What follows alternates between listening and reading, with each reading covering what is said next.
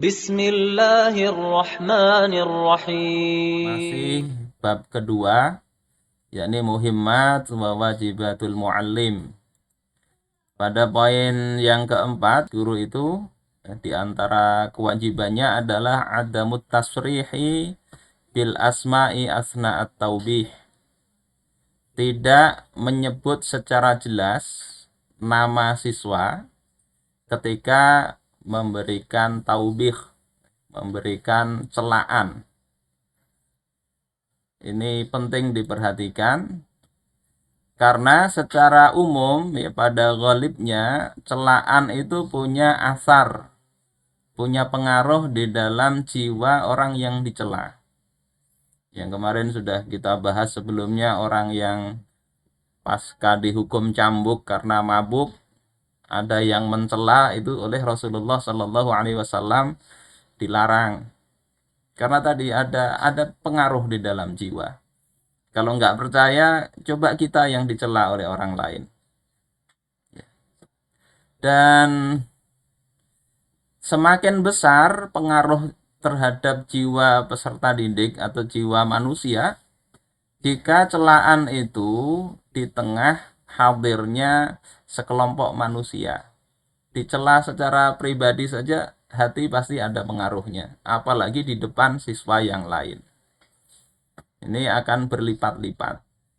Dan Rasulullah Shallallahu Alaihi Wasallam terkait hal ini beliau punya cara, dan ini menunjukkan keagungan akhlak beliau.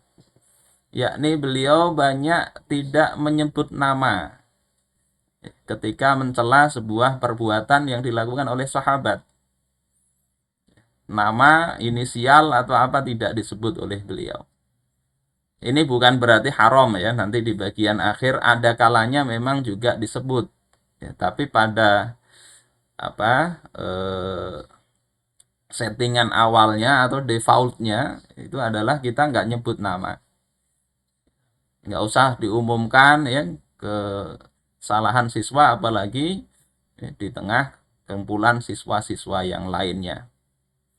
Contohnya ini dalam riwayat Imam Muslim juga Ibnu Hibban dari Anas bin Malik. Ini menceritakan anna nafarom min ashabin Nabi sallallahu alaihi wasallam, bahwasanya sekelompok dari sahabat-sahabat Nabi sallallahu alaihi wasallam sa'alu azwajan Nabi sallallahu alaihi wasallam an amalihi fissir. Mereka itu bertanya kepada istri-istri Nabi tentang amal beliau dalam kondisi sendirian, tidak bersama kaum muslimin yang lain. Karena yang paling tahu tentu istri baginda Rasulullah Sallallahu Alaihi Wasallam. Maka setelah tahu bahwasanya Rasulullah itu dalam kondisi sendiri itu amalnya bagus, maka mereka sahabat ini menganggap amal mereka ini kurang kalau dibandingkan amal Rasulullah. Padahal Rasulullah itu sudah diampuni dosanya, sudah pasti masuk surga, tapi amalnya masih luar biasa. Kita ini kayak apa? Pikiran sahabat begitu. Faqala ba'duhum, maka sebagian mereka mengatakan, la atazawwaj. Aku nggak usah menikah dah kalau begitu. Nanti nikah ini bakalan mengurangi ya amal ibadah. Kalau Nabi itu yang dijamin aja ibadahnya banyak, apalagi kalau kita kalau kita menikah juga kita akan kurang waktu kita untuk beribadah. Waqala ba'duhum, dan sebagian mereka mengatakan la akulul lahma.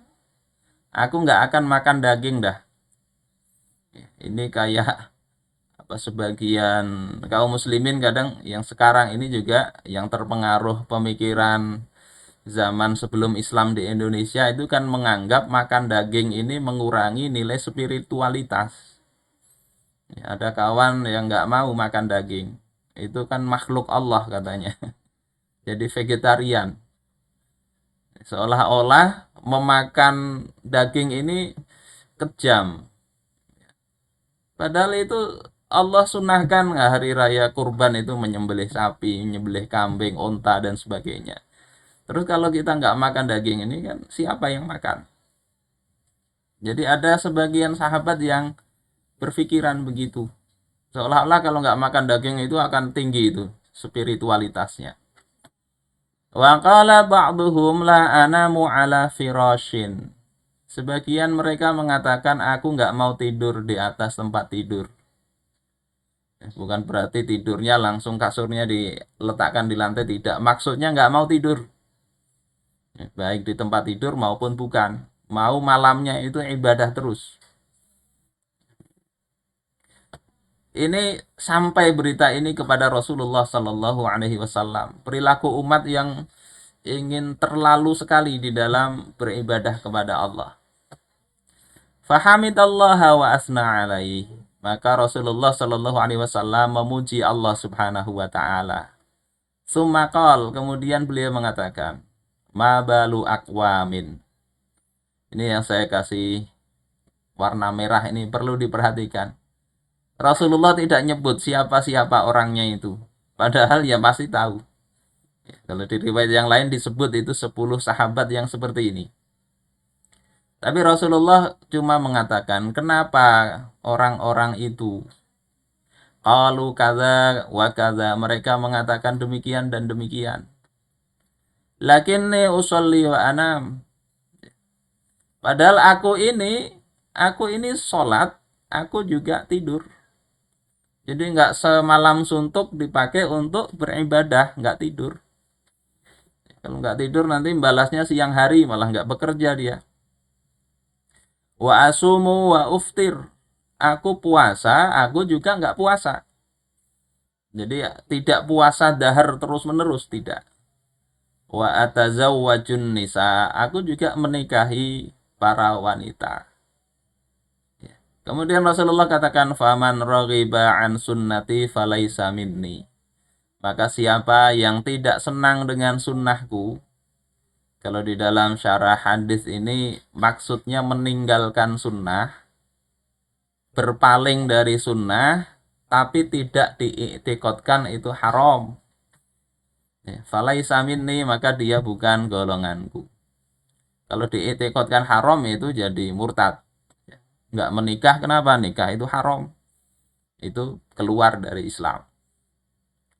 Saudara-saudara sekalian yang dimuliakan Allah Subhanahu wa taala, ini satu contoh. Rasul nyebutnya cukup disebut secara umum. Kenapa ada kaum, ada golongan manusia ngomong begitu? Tidak disebut nama-namanya. Banyak nanti riwayat kita lanjutkan ya. Kata Imam An-Nawawi ketika menjelaskan hadis ini, beliau katakan, annahu idza kariha syai'an fa khataba lahu dzakara karahiyatah. Bahwasanya Rasulullah Shallallahu alaihi wasallam ketika beliau tidak menyukai sesuatu, kemudian beliau berbicara menyebutkan ketidaksukaannya itu, ya, wala yu'ayyinu fa'ilah. Beliau itu tidak menyebutkan secara ta'yin, secara jelas siapa pelakunya. Sehingga kalau kita baca hadis tadi itu kita nggak tahu siapa pelakunya. Sahabat-sahabat tadi itu. Walaupun kalau kita cari di syarah-syarah hadis ketemu itu siapa orang-orangnya. Wa hadza min 'izami khuluqihi sallallahu alaihi wasallam. Ini adalah termasuk salah satu di antara keagungan akhlak Rasulullah Sallallahu Alaihi Wasallam. Ini juga patut jadi contoh para dai ketika menyebut kesalahan, kalau itu masih kesalahan kaum muslimin, masih kesalahan para ustadz-ustadz yang mungkin berseberangan pendapat dengan kita. Kalau saya biasanya ya saya blur atau saya samarkan suaranya. Tapi kalau orang-orang yang memang sudah suka berbuat fasik terang-terangan, biasa aja saya sebut nggak apa-apa. Biar orang hati-hati. Rasulullah begitu, tidak disebut. Fa'inal maksuda min dzalika syakhsu wa jami'il hadirina wa ghairuhum mimman yablughuhu dzalik. Karena sesungguhnya yang dimaksud ya dari hal demikian itu, yakni Rasulullah memberikan penjelasan tadi, itu yang dimaksud itu adalah orang dan seluruh orang yang hadir yang sampai ya, dan orang yang sampai nasihat Rasul itu kepada mereka. Wala yahsulu taubih sahibihi fil mala. Ya, tidak bermaksud untuk mencela pelaku kesalahan itu di depan sekumpulan orang. Jadi maksud Rasulullah tadi mengatakan ini dalam hadis ini menjadi pelajaran bagi khalayak ramai, bagi sahabat yang lain supaya jangan nyontoh. Maksudnya itu bukan menjelekkan sahabat si A, si B, si C, tidak begitu. Saudara-saudaraku sekalian rahimakumullah, ini penting ya di dalam pembelajaran.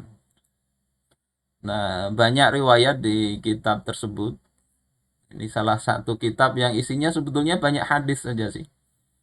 Hadis-hadis asar, tapi dikasih judul ini loh, sisi pendidikannya. Kita contohkan lagi dalam hadis riwayat Imam Bukhari dari Abu Humaid As-Sa'idi, bahwasanya Nabi Shallallahu Alaihi Wasallam mempekerjakan seseorang dari Bani Al-Azdi alas shadaqah untuk memungut zakat. Yang disebut ya namanya itu adalah Ibnu Al-Ludbiyah. Ibnu Ludbiyah. Jadi perawi hadis tahu itu yang dimaksud itu. Maka ketika Ibnu Ludbiyah ini mendatangi Rasulullah Shallallahu Alaihi Wasallam, Ibnu Ludbiyah ini mengatakan, "Hadza lakum wa hadza uhdiyali." Ini harta milik engkau, milik kalian, yakni milik kaum muslimin, harta zakat. Sementara ini, ya, harta yang lainnya itu hartaku karena dihadiahkan kepadaku. Ini bicara hadiah. Apa kata Rasulullah SAW? Beliau marah. Beliau kemudian berdiri ke atas mimbar memuji Allah, kemudian mengatakan, "Ma balul amil."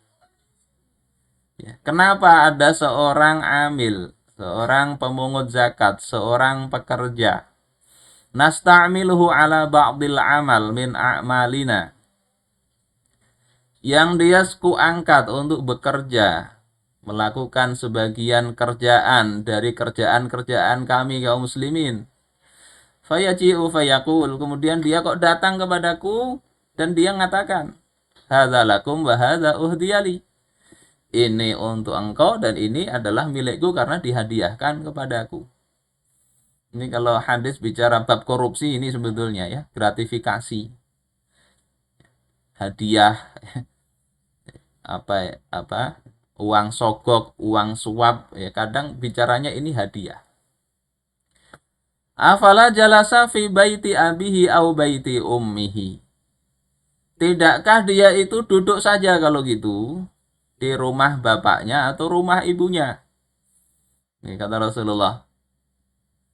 Yang ditangati atau disebut sebetulnya dalam hadis ini adalah Ibnu Ludbiyah ini. Tetapi beliau nggak nyebut nama. Cuma ma balul amil. Kenapa ada seorang pekerja begitu?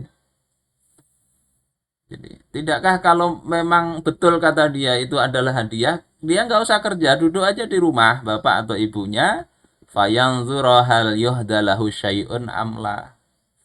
Dan kemudian lihatlah ya,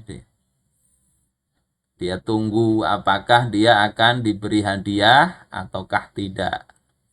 Kemudian Rasulullah mengatakan, walladzi nafsu Muhammadin biyadih, demi zat yang diri Muhammad itu ada dalam genggamannya, la ya'ti ahadum minkum minha bisyai'in.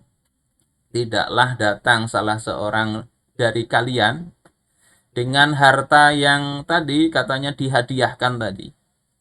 Padahal itu sebetulnya korupsi. Tidak datang illa ja'a bihi yaumal qiyamah, kecuali dia akan datang membawa apa harta yang dia korupsi tadi. Diambil dengan istilah gratifikasi kah, hadiah kah, sedekah kah, atau apa. Itu akan dibawa pada hari kiamat. Yahmiluhu ala raqabatihi. Dia akan bawa itu di punggungnya. In kana ba'iran lahu rugha. Kalau itu onta yang dia tilep, yang dia ambil itu onta, dia akan bawa onta itu di punggungnya, di lehernya. Yang rugha itu suara onta. Nggak tahu saya suara onta seperti apa. Au baqaratan laha khwar. Atau kalau yang dibawa itu sapi, maka dia akan letakkan sapi itu di pundaknya, di lehernya, dia bawa. Bayangkan membawa sapi, yang sapinya itu melenguh. Ausyatan tayar. Atau kalau dia korupsi itu adalah kambing, maka dia akan membawa kambing, yang kambing itu mengembek. Jadi di hari akhir dia bukan hanya membawa beban yang berat, tapi beban itu bersuara. Jadi perhatian orang. Nggak bisa disembunyikan. Ya, kalau sekarang gimana Ustaz? Kan nggak kambing, nggak sapi, nggak onta, tapi duit lewat ini. Ya sama aja, ini kan sekedar contoh. Intinya harta yang dikorupsi itu akan jadi beban di hari akhir. Tsumma rafa'a yadayhi hatta ra'aitu 'ufrata ibtaih. Kemudian Rasulullah mengangkat kedua tangannya hingga aku melihat putih ketiaknya. Artinya tinggi benar mengangkatnya. Kemudian mengatakan Allahumma hal ballaghtu. Allahumma hal ballaghtu. Allahumma hal ballaghtu. Ya Allah, bukankah sudah aku sampaikan? Masalah nanti lain, yang penting ada amanah untuk menyampaikan hal ini. Saudara-saudaraku sekalian rahimakumullah, ini juga contoh bahwasanya Rasulullah tidak menyebut nama.